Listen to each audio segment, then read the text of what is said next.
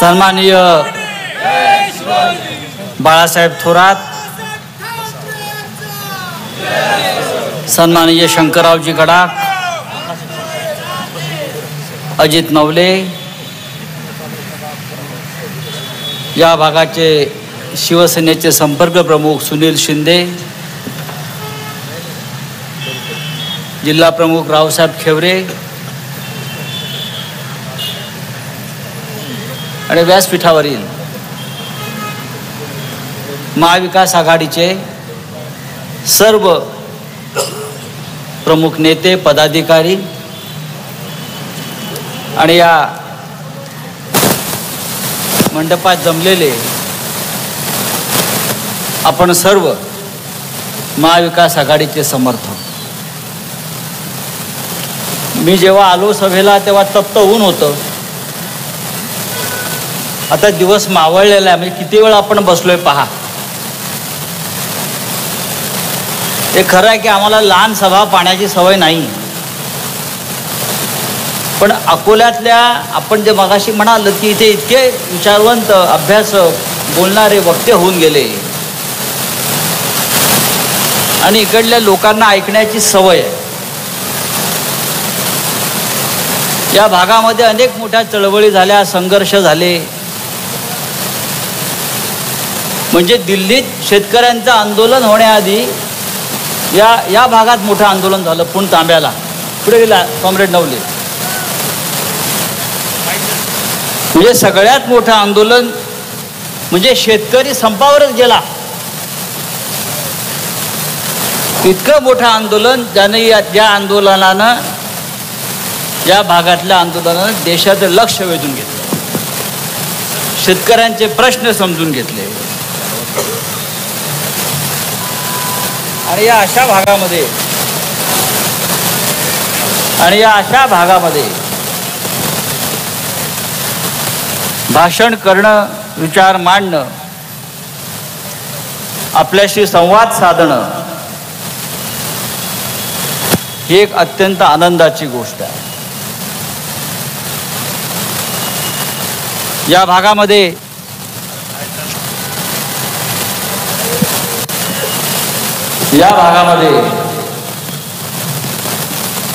फार मोठा इतिहास, फार मोठी परंपरा आणि ही परंपरा लढणाऱ्या माणसांची, संघर्ष करणाऱ्या.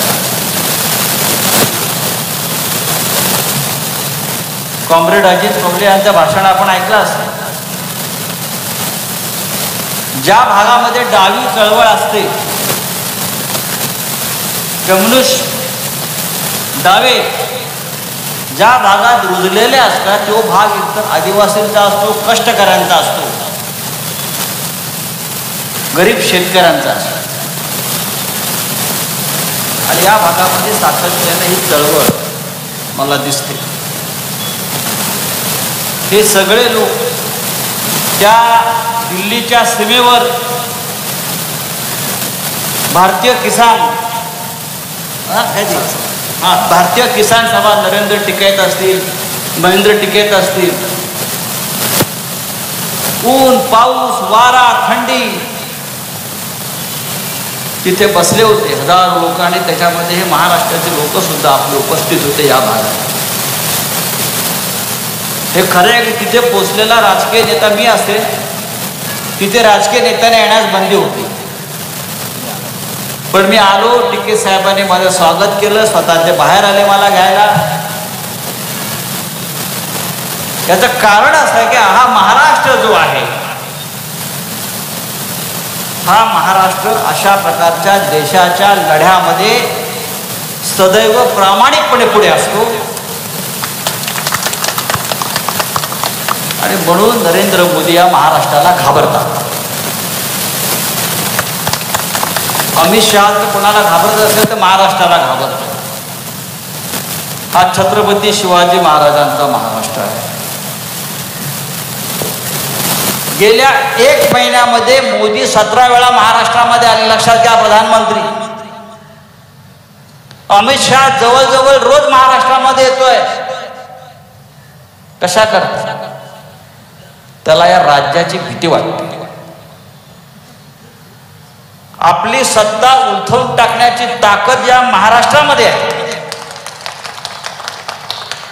आणि या महाराष्ट्र जो आहे, एकदा या महाराष्ट्रामध्ये ठिणगी पडली की त्याचा वणवा अख्ख्या देशामध्ये भडकतो, पेटतो. आणि आता तर मशाल पेटलेली. नरेंद्र मोदींना माझं कायम आव्हान आहे, आणि मी कोणाच्या बापाला घाबरत नाही, सगळ्यांना माहिती. मी तर अमित शहाला पार्लमेंटला सांगितलंय, तोंडावर रेकॉर्ड होते, तुम्ही बघा यूट्यूबला. अरे भाई, तुम जिस स्कूल में पढ़ते हो ना, उस स्कूल का मैं हेडमास्टर हो. आमच्या महाराष्ट्राला, मराठी माणसाला तुम्ही शिकवू नका राष्ट्रभक्ती काय, हिंदुत्व काय, संघर्ष काय. तुम्ही सगळे आयत्या बिळावर नागू आहात. या देशाची जमीन तयार करण्याचं काम या महाराष्ट्राने केलेलं आहे. काय तुमचं योगदान आहे? नरेंद्र मोदीचं काय योगदान आहे? अमित शहाचं काय योगदान आहे हा देश उभा करण्यामध्ये? आपण मगाशी उल्लेख केला शेतकऱ्यांचा कांदा निर्यात बंदी. शरद पवार साहेबांचा मला तो प्रसंग माहिती आहे. माझ्या शेतकऱ्याला 4 पैसे जादा मिळणार असतील, शेतकरी कधी पैसे कमावणार? दलाल, ठेकेदार, बाकी सगळ्या संस्था हे पैसे कमवतात, कांदा, दूध. पण गरीब शेतकऱ्याला दूध आणि कांद्यामध्ये पैसे मिळायला लागले की निर्यात बंदी येते. आता काल बातमी आली, बाळासाहेबांनी सांगितलंय ना. पण ही निर्यात बंदी आपण पाहिला असेल बाळासाहेब, ही गुजरातसाठी. गुजरातचा पांढरा कांदा, गुजरातचा 2000 टन पांढरा कांदा, मी तुम्हाला सांगतो, बरोबर ना? गुजरातच्या 2000 टन पांढऱ्या कांद्यासाठी मोदी आणि शहानी निर्यात बंदी उठवली, कारण त्याला गुजरातच्या 25 जागा जिंकायच्या. पण या महाराष्ट्रामध्ये 48 जागा आहे, लक्षात घ्या.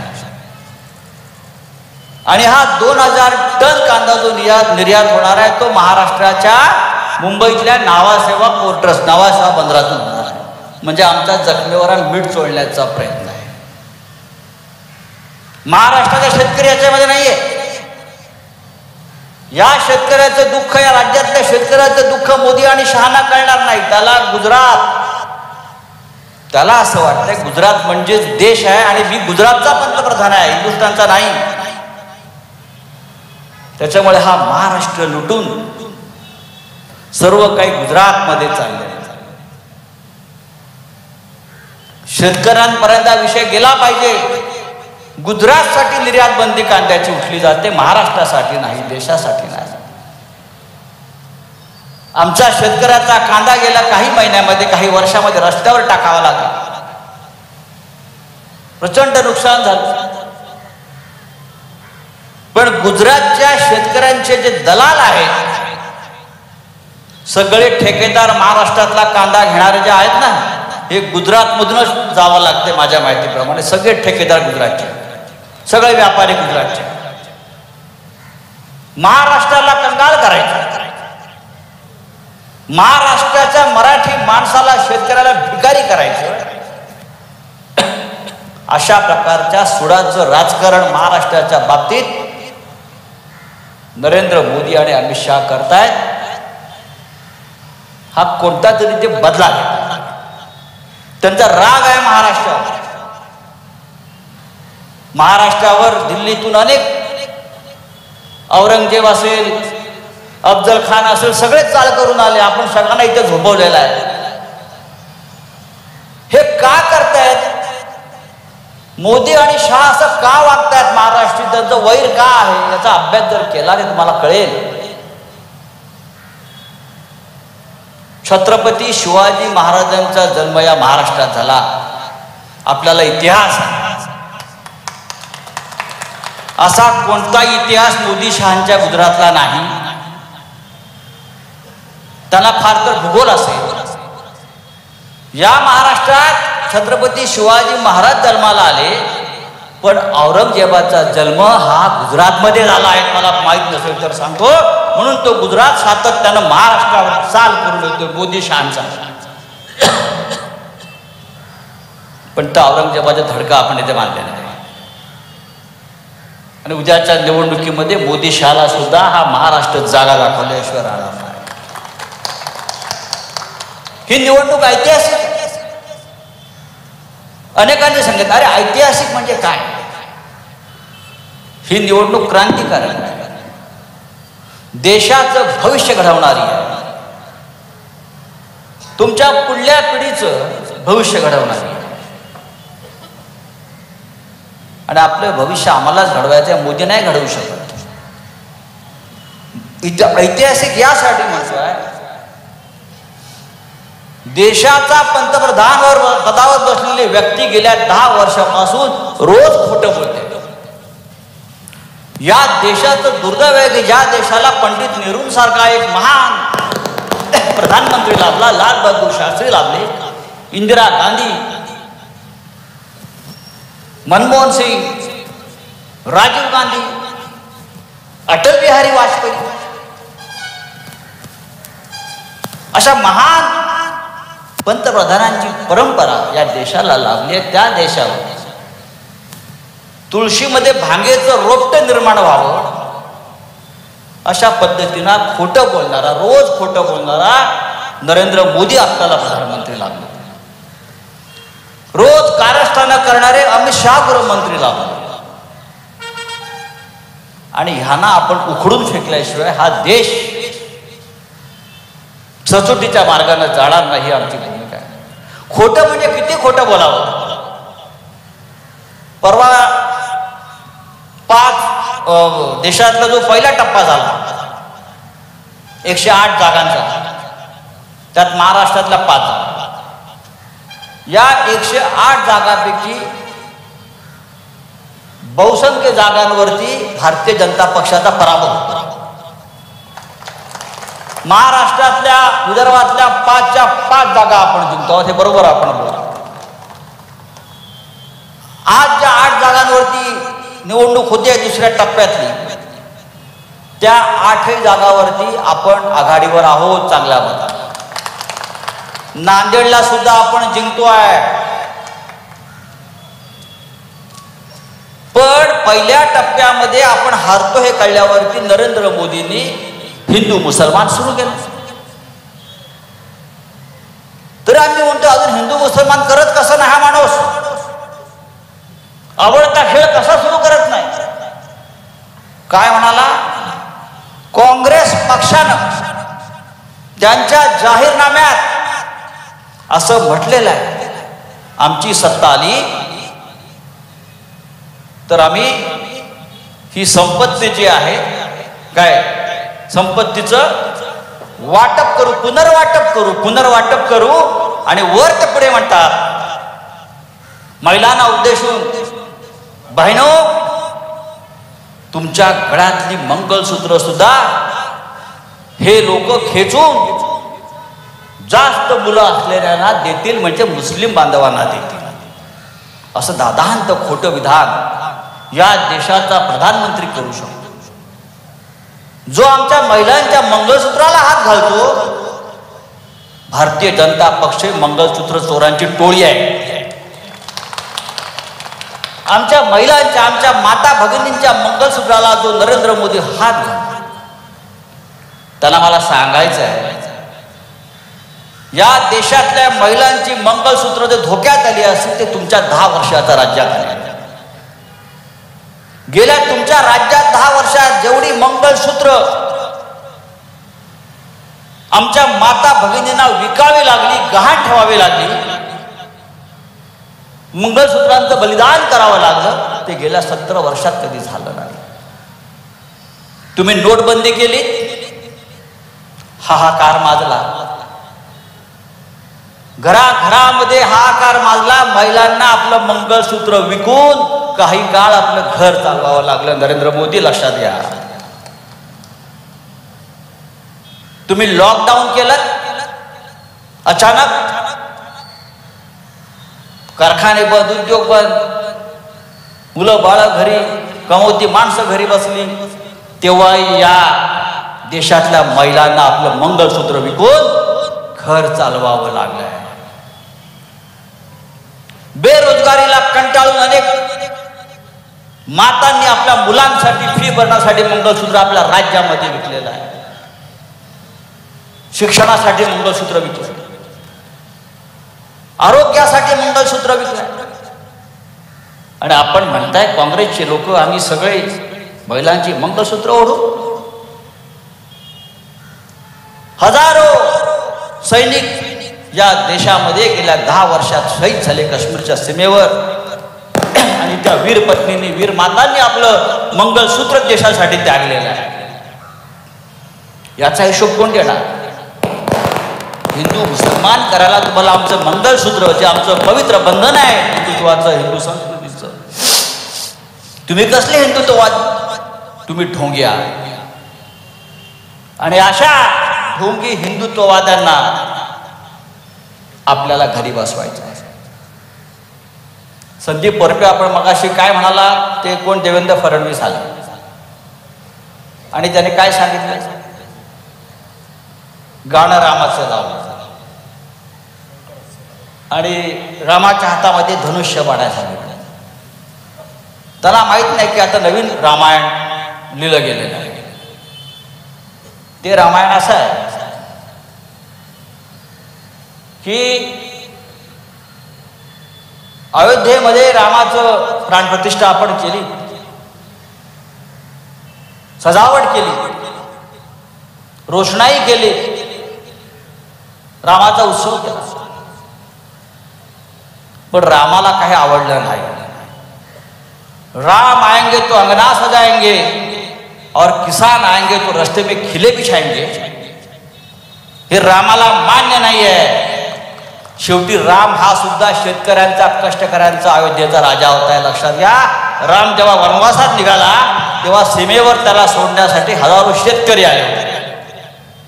आणि राम जेव्हा वनवासातून परत आला अयोध्येला, तेव्हा सुद्धा त्याच्या स्वागतासाठी संपूर्ण अयोध्या नगरीतले शेतकरी, कष्टकरी तिथे हजर होते.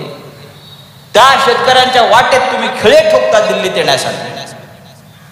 हे का रामाला मान्य होय? आणि ज्या दिवशी शिवसेना फोडली आणि धनुष्यबाण त्या चोरांच्या हातात गेलं रावणाच्या, तेव्हा रामानं धनुष्यबाण बाजूला ठेवलं आणि हातामध्ये मशाल घेतली. धनुष्यबाणाचं काम संपलंय. यापुढे या देशामध्ये मला मशाल घेऊन या रामाला देश जागा करावा लागेल, पेटोळा करावा लागेल. आणि या मोदी, शहा, फडणवीस, शिंदेची लंका जाळण्यासाठी मला ही मशाल घ्यायची. हे अशा प्रकारचं वातावरण आपल्या देशामध्ये निर्माण झालं. महाविकास आघाडी स्थापन झाली ते यासाठी. कोणाला स्वप्नात तरी वाटलं होतं काँग्रेस, राष्ट्रवादी काँग्रेस, शिवसेना, कम्युनिस्ट पक्ष, आप हे सगळे एकत्र येतील, एकत्र बसतील, गळ्यात गळे घालतील, पण देशासाठी, या राष्ट्रासाठी, संविधान वाचवण्यासाठी आपण सगळे, आम्ही सगळे एकत्र आलेलो आहोत. आमच्यामध्ये कोणते मतभेद नाही. राष्ट्र, नेशन फर्स्ट, देश, शेतकरी, कष्टकरी याचं हित, हे आमचं ध्येय आहे. अकोल्यातल्या जनतेला मी इतकं सांगेन, भाऊसाहेब वागचौरे यांचं सुद्धा रामाप्रमाणे परत आगमन झालेलं आहे. त्यांना कळलंय शिवसेना हीच अयोध्या आहे, दुसरा पर्याय नाही. जे शिवसेनेतून गेले बरं का, त्यांचा कधीही विजय होत नाही. आता पहा इकडे काय होत आहे ते. एक दादा कोंडकेचा एक सिनेमा होता, एकटा जीव सदाशिव. तसा 4 जून नंतर हा सदाशिव एकटाच फिरणार. एकटा जीव सदाशिव, कोणी त्याच्या बरोबर नसणार. एकटाच फिरणार, एकटा जीव सदाशिव हा सिनेमा तुम्हाला 4 जून नंतर पहा. आपण सगळ्यांनी ही मशाल जी आहे, ही मगाशी बाळासाहेबांनी सांगितली त्याप्रमाणे घराघरात आदिवासी पाड्यावर सगळ्यांवर पोहोचवणं गरजेचं आहे.